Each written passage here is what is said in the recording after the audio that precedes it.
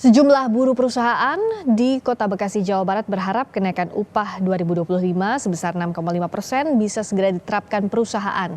Dengan pendapatan atau upah saat ini, para buruh harus cermat mengatur pengeluaran apalagi jika sudah berkeluarga. Menurut saya sih untuk kenaikan UMP sekarang sih mungkin bagus, cuma untuk saat yang sekarang belum naik ya masih kurang sih. Soalnya apalagi saya ngerantau gitu kan dari Bandung ke sini. Anak pertama apalagi banyak tuntutan segala macam, ya intinya masih kurang aja. Tanggapannya sih alhamdulillah ya karena emang naik. Cuman kalau untuk perusahaan saya pribadi kita belum ada kayak informasi sih untuk kenaikan. Mungkin emang belum disosialisasiin aja mungkin ya. Tapi semoga sih perusahaan kita juga bisa ikut naik UMP-nya. Kalau dibilang cukup sih sebenarnya enggak ya Mas, karena kalau dilihat dari kayak apa sih namanya keperluan kesehari-hari itu kan semuanya sekarang udah serba mahal ya, kayak beli apa-apa udah naik gitu harganya. Sebenarnya dibilang cukup sama sekali nggak cukup. Sangat bagus sekali sih, karena untuk UMR sekarang sih ya bilang cukup nggak cukup, emang kurang sih untuk kehidupan di Jakarta apa-apa serba beli ya. Untuk ada kenaikan berapa? 6%. 6% itu cukup membantu lah. Lantas mampukah kenaikan upah dapat mendorong daya beli masyarakat? Bagaimana pula jaminan bagi pekerja jika kenaikan upah tidak memicu gelombang PHK? Kita bahas malam ini bersama juru bicara Kantor Komunikasi Kepresidenan Adita Irawati. Lalu ada Wakil Ketua Bidang Ketenagakerjaan Asosiasi Pengusaha Indonesia Apindo Darwoto dan Presiden Asosiasi Serikat Pekerja Indonesia Aspek Muhammad Rusdi. Selamat malam Mbak Adita, Pak Darwoto, juga Pak Rusdi. Ya, selamat malam. Darwoto, Pak Rusdi. Ya, Mbak. Selamat malam ya. Pak Rusdi. Selamat malam, saya ke Mbak Adita dulu. Jadi dengan upah minimum naik 6,5%, hitungannya seperti apa kalau dari sisi pemerintah ini dianggap baik untuk buruh tentu, tapi tidak memberatkan kalangan pengusaha? Ya, yang pertama yang perlu juga harus kita lihat ya bersama-sama bahwa ini adalah upaya yang luar biasa dari Pak Presiden Prabowo Subianto ya, dalam rangka untuk meningkatkan kesejahteraan dari para pekerja. Ya, kita lihat bahwa dari visi misi beliau, dari program-program prioritas ini memang kelihatan sekali bahwa arahnya adalah untuk kesejahteraan semua kalangan dan dalam konteks ini adalah kesejahteraan para pekerja. Dalam rapat terbatas beberapa hari yang lalu beliau sudah mengumumkan langsung, ini satu hal juga yang istimewa ya, karena diumumkan langsung oleh Presiden, kenaikan UMP 6,5%. Yang ini sudah merupakan hasil dari pembicaraan, diskusi, dan tentu juga konsultasi dengan berbagai pihak, termasuk juga dengan perwakilan para buruh ya dalam hal ini. Nah, mengapa sampai ke angka 6,5%? Ini sebenarnya juga sudah melalui berbagai kajian, khususnya kalau kita lihat beberapa aspek atau faktor-faktor seperti tingkat inflasi, kemudian juga pertumbuhan ekonomi, ya itu tentu kita lihat. Di samping tentu juga harus mempertimbangkan berbagai kepentingan. Jadi ada satu kompromi yang harus ditemukan ya antara kepentingan para pekerja dan kepentingan pelaku usaha. Karena kita juga tidak ingin angka yang ditetapkan ini nanti berdampak tidak produktif bagi pengusaha juga ya. Kita berharap pekerja mendapatkan kenaikan upah dan dari situ juga ada daya beli yang meningkat. Di sisi lain pelaku usaha juga tetap dapat melakukan usahanya tanpa ada dampak-dampak yang nanti mengkhawatirkan dan justru nantinya merugikan para buruh atau pekerja itu sendiri. Tadi sudah disampaikan Pak Erlangga yang paling buruk itu kan pemutusan hubungan kerja ya. Tentu kita tidak ingin itu terjadi. Sehingga angka 6,5% ini formulasi yang diambil adalah hasil dari sekali lagi bagaimana semua kepentingan itu kita coba akomodir. Dan ujungnya adalah bagaimana pertumbuhan perekonomian kita juga bisa berjalan sesuai dengan target kita. Itu yang utama, Mbak Friska ya. Baik. Dan jangan lupa bahwa dalam konteks kesejahteraan ini juga sebenarnya pemerintah kan baru saja juga ya menyampaikan adanya beberapa program-program yang ini nanti juga tentunya dampaknya juga positif bagi para pekerja. Ya seperti nanti akan ada program makan bergizi gratis, ada kemudian program keluarga harapan dan sebagainya. Yang itu nanti juga harapannya tentu bagi para pekerja bisa meningkatkan kesejahteraan. Baik, jadi dianggap kalau dari pemerintah diumumkan langsung oleh Presiden Prabowo Subianto bahwa ini bisa meningkatkan daya beli baik untuk kalangan pekerja dan dianggap 6,5% ini masih bisa diakomodasi oleh kalangan pelaku usaha. Nah, baik, bagaimana kalau dari sisinya Apindo? Tapi kita akan bahas usai kumandang azan maghrib bagi wilayah DKI Jakarta dan sekitarnya sesaat lagi, termasuk juga bagaimana kalau dari sisi buruh, karena kan yang paling penting juga buruh ini atau pekerja ini sebagai pihak yang mendapatkan langsung kebijakannya, merasakan langsung, apakah ini menjamin ketenangan juga di tengah tadi ada buffer paling akhirnya adalah yang diantisipasi gelombang PHK itu yang tidak diinginkan. Kita akan bahas sesaat lagi usai kumandang azan maghrib bagi wilayah DKI Jakarta dan sekitarnya berikut ini. Pak Indonesia Malam kembali hadirkan perbincangan terkait kenaikan UMP bersama dengan juru bicara Kantor Komunikasi Kepresidenan Adhita Irawati. Masih bergabung juga Wakil Ketua Bidang Ketenagakerjaan Apindo Pak Darwoto dan Presiden Asosiasi Serikat Pekerja Indonesia Aspek Muhammad Rusdi. Sekarang saya ke Apindo. Pak Darwoto, kalau Pak Erlangga, Menko Erlangga mengatakan bahwa hitungan angka ini sudah memperhatikan cost of structure dari yang padat karya maupun non padat karya. Apakah kalau dari Apindo ini masih bisa diikuti kenaikan 6,5% ini?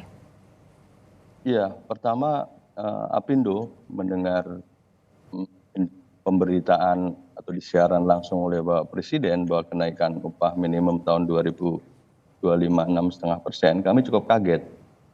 Dan karenanya kami mencermati apa yang disampaikan oleh Bapak Presiden tersebut. Nah, tentu kami dari Apindo juga mempertanyakan dasar perhitungannya itu bagaimana gitu kan. Karena selama ini kan kalau berbicara mengenai kenaikan upah minimum tentu ada dasar-dasar hitungannya. Ya, kalau kita bicara mengenai kenaikan upah minimum sejak tahun 2010-an sampai 2015 itu kan juga ada dasar hitungannya. Artinya 100% menuju ke KHL ya. Kemudian 2015 itu ada PP 78, itu juga ada dasarnya ya, yaitu inflasi ditambah pertumbuhan ekonomi. Jadi ada dasar-dasar itu. Kemudian berlangsung sampai tahun 2018 atau 19. Kemudian ada PP 36, ada masa Covid, kemudian juga ada Permen 18 dan terakhir ada PP 51. Artinya kita terbiasa dengan adanya dasar hitungan, dasar perhitungan. Kalau disebut oleh Pak Menko ada cost structure apa segala macam, tetapi ini tidak pernah kita menjadi dasar di dalam kenaikan upah minimum. Ya, jadi ini yang perlu kita kita kritisi atau kita cermati. Apindo menganggap angka 6,5% ini terlalu berat dan tidak bisa dilakukan, Pak Darwoto? Ya, tentu skala industri yang ada di negara kita ini kan macam-macam ya. Tadi Pak Erlangga juga menyebut ada yang padat karya, ada yang non padat karya. Kita tahu semua lah, padat karya kondisinya juga tidak sedang baik-baik saja gitu loh. Kalau dibebani dengan 6,5%, artinya ini kan beban sangat berat sekali gitu. Nah, bagaimana mereka bisa tumbuh dan berkembang dan bagaimana mereka bisa mempertahankan dalam kondisi sekarang aja sampai dengan bulan September yang lalu tingkat pemutusan hubungan kerja di sektor padat karya aja udah mencapai di atas 50.000. Nah, ini nanti dengan tahun depan diberikan tambahan 6,5%, ini ya kita tidak tahu apa yang akan terjadi. Memang pemerintah akan membentuk satgas dan lain sebagainya, tetapi yang paling penting di sini adalah satu kepastian. Dasar hitungannya itu menggunakan apa? Oke. Bagaimana cara perhitungan yang ditetapkan oleh pemerintah? Dan juga kita juga harus sadar betul. Kan tadi disebutkan oleh sesuai dengan pernyataan Pak Presiden kan kenaikan upah untuk meningkatkan kesejahteraan, tapi di sisi lain juga dunia usaha juga dijaga kestabilannya. Nah, ini tentu ini menjadi tugas tidak hanya pemerintah saja, tapi juga dari pengusaha. Memang opsi PHK menjadi opsi yang terakhir. Ya, tapi sebelum itu kan juga kita harus melakukan komunikasi. Tadi juga disebutkan bahwa sudah bertemu, sudah mengundang dengan kalangan serikat pekerja. Saya kok tidak mendengar adanya pembicaraan ataupun diskusi ataupun minta pendapat dari kalangan pengusaha yang dalam hal ini Apindo gitu. Oke. Jadi keseimbangan inilah yang perlu dijaga sebenarnya. Oke, sebelum saya tanya ke perwakilan aspek, saya ke Mbak Adita dulu untuk tadi ditanyakan oleh Pak Darwoto, hitung-hitungannya seperti apa dan soal komunikasi dianggap tidak ada diskusi komunikasi dengan pengusaha. Silakan, Bu Adita. Ya, yang pertama tentu soal komunikasi ya. Saya rasa komunikasi ini sudah dilakukan tentunya oleh kementerian-kementerian teknis yang terkait ya. Kemarin juga ketika Pak Presiden mengumumkan itu didampingi oleh Menko Perekonomian Pak Erlangga dan juga tentu Menteri Tenaga Kerja. Artinya berbagai pihak yang terkait dengan penetapan UMP ini sebenarnya sudah diajak bicara ya. Memang yang terakhir Pak Presiden bertemu dengan perwakilan dunia usaha, perwakilan para pekerja atau buruh ya. Namun demikian tentu dari kementerian terkait lainnya juga itu sudah melakukan ya komunikasi dengan kalangan dunia usaha ini. Lalu terkait dengan hitung-hitungan tadi, ini sebenarnya tadi sudah saya singgung ya, bahwa ada beberapa aspek yang dan juga faktor yang dipertimbangkan, termasuk tadi yang sudah oleh Pak Darwoto juga sebutkan sendiri ya. Jadi memang ada pertimbangan-pertimbangan yang terkait dengan tingkat inflasi, kemudian bagaimana situasi pertumbuhan ekonomi, lalu memang juga kan ada indeks-indeks ya, yang itu indeksnya ada satu range tertentu. Sekali lagi ini adalah hasil kajian ya, dan sudah mempertimbangkan berbagai kepentingan. Karena sebenarnya angka yang diusulkan dan angka yang kemudian ditetapkan itu yang pertama yang mengusulkan dari pemerintah sendiri kan Kementerian Tenaga Kerja sebenarnya ada di angka 6%. Buruh sendiri range-nya 8-10%. Ya tentu kita harus melihat ya bagaimana dua kepentingan ini juga kompromis dan akhirnya kita sampai pada titik angka 6,5% tadi. Jadi sekali lagi ini menjaga keberimbangan dan titik komprominya sebenarnya antara kepentingan-kepentingan yang tadi memang harus dijaga oleh pihak pemerintah. Termasuk opsi terakhir yang diantisipasi pemerintah bakal membentuk satuan tugas atau satgas khusus bekerja untuk menangani PHK ya. Mbak Adita, Menko Erlangga juga menyebut bahwa satgas ini disiapkan untuk mengantisipasi potensi PHK sebagai imbas kenaikan UMP 6,5%. Kita dengarkan dulu pernyataan dari Menko Erlangga. Pertama, UMP sudah disampaikan oleh Bapak Presiden, pertumbuhan UMP-nya di 6,5%. Tadi saya sudah sampaikan kalau untuk PPN, tadi saya beri kuasa pada anggota Komisi 11 yang ada di DPR, yang ada di Kadin. Pemerintah akan membuat satgas terkait dengan PHK. Ya, sehingga yang kita lihat adalah fundamental industrinya. Jadi nanti kita akan pelajari di sana. Ya.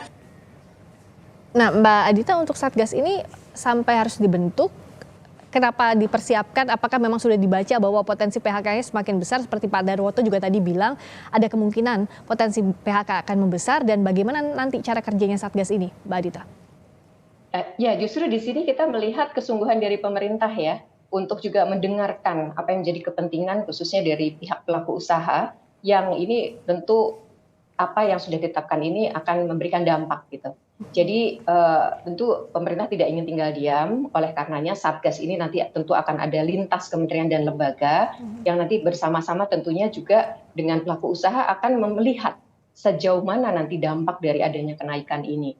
Ya pasti sisi paling ekstrim kita akan upayakan ini tidak terjadi, ya. Makanya tadi disebut Satgas untuk bisa mencegah terjadinya PHK karena kita lihat itu adalah sisi paling ekstrim. Ini upaya pemerintah Mbak sebenarnya juga tadi ya mengundang partisipasi dari semua pihak.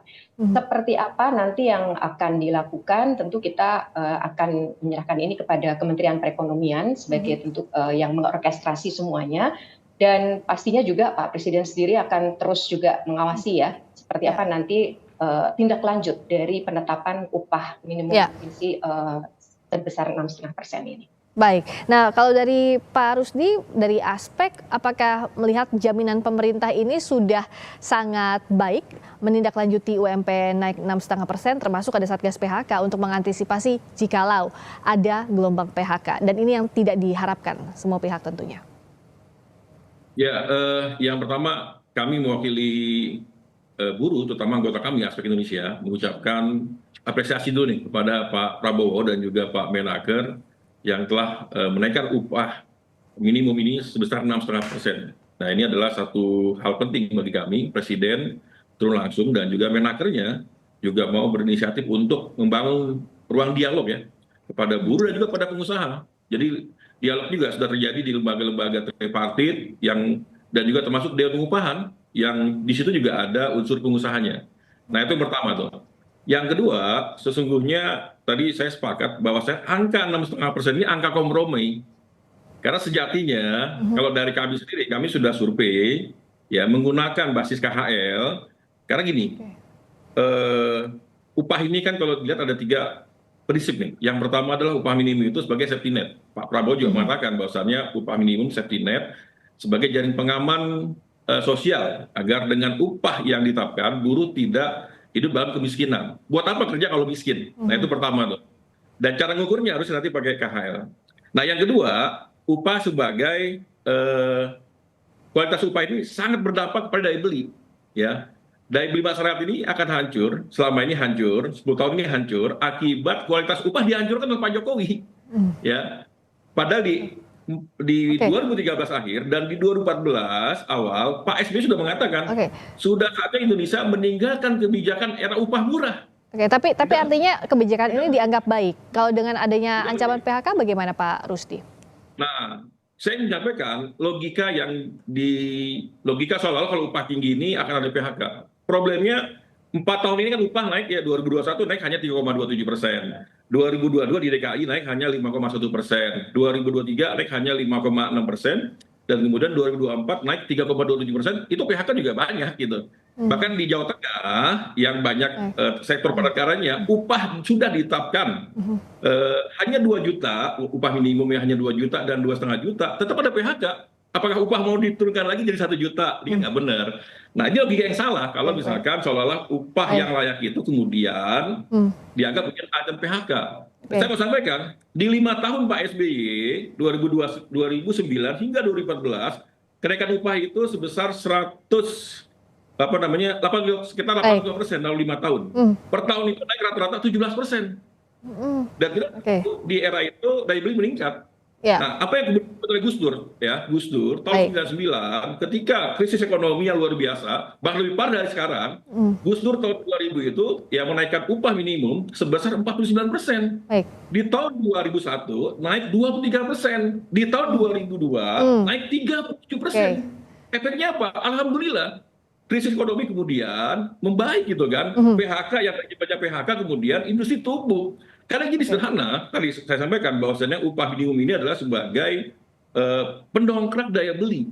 Pendongkrak beli kemudian meningkatkan konsumsi rumah tangga, menguatkan konsumsi rumah tangga sebagai basis utama PDB. Ini basisnya itu. Nah yang ketiga adalah bahwasannya ya upah minimum itu disampaikan oleh Pak Darwoto ya, bahwasannya bagaimana dengan upah padat karya. Saya mau sampaikan janganlah upah padat karya itu kemudian jadi bumper bagi pengusaha untuk kemudian terus mendorong kebijakan upah murah.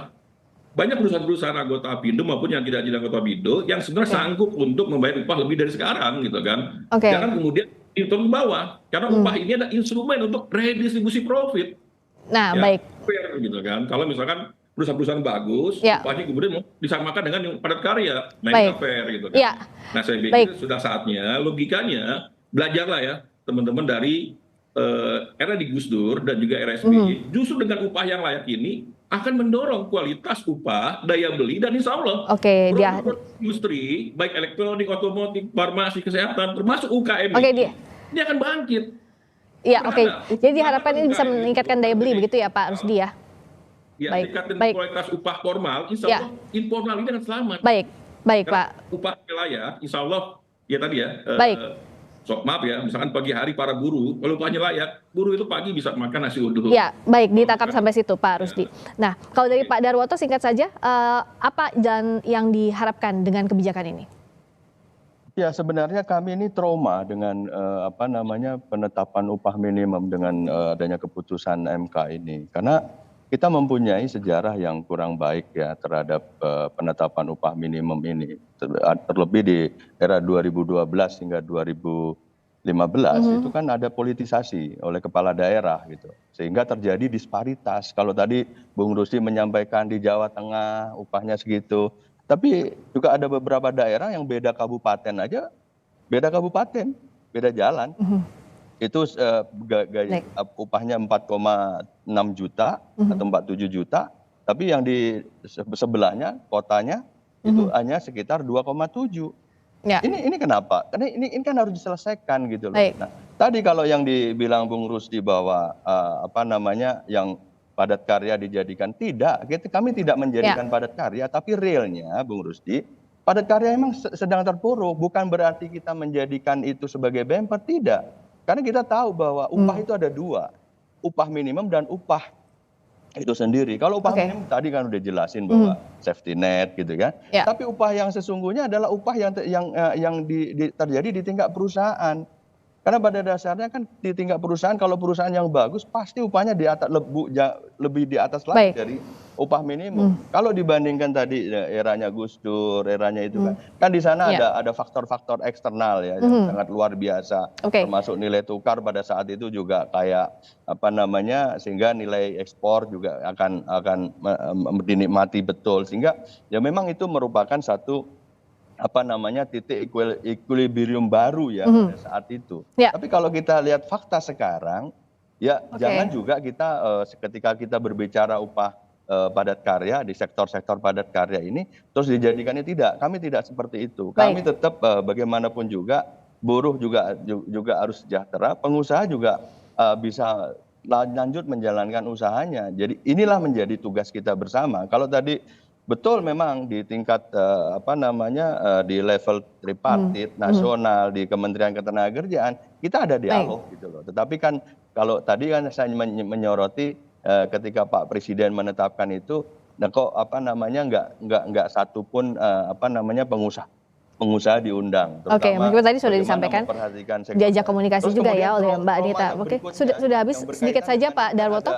Ada statement bahwa upah minimum sektor diserahkan kepada Dewan Pengupahan Daerah. Kita mempunyai trauma yang kurang baik dalam penetapan upah minimum sektor. Oke, baik. Bayangin kalau kita bicara sektor itu murni sektor gitu loh. Baik. Tapi kalau yang lalu-lalu sektor itu bisa perusahaan, bisa apa, macam-macam. Baik, ditangkap maksudnya Pak Darwoto. Dalam menetapkan itu. Nah, ini yang harus kita awasi secara bersama. Kita tidak pengen kalau toh diterapkan upah minimum sektor tetap kembali kepada putusan MK, yaitu sektor yang mempunyai karakteristik dan risiko Pak Darwoto. kerja. Jadi pesan ini tentu sudah ditangkap tadi dan diharapkan ini ada jalan tengah untuk pihak pengusaha, untuk juga pekerja, dan tadi difasilitasi oleh pemerintah dengan kebijakan ini komunikasi dilakukan lintas sektor, itu yang kita harapkan. Terima kasih Mbak Adita Irawati atas waktunya. Terima kasih juga Pak Darwoto dan Pak Rusdi. Selamat malam.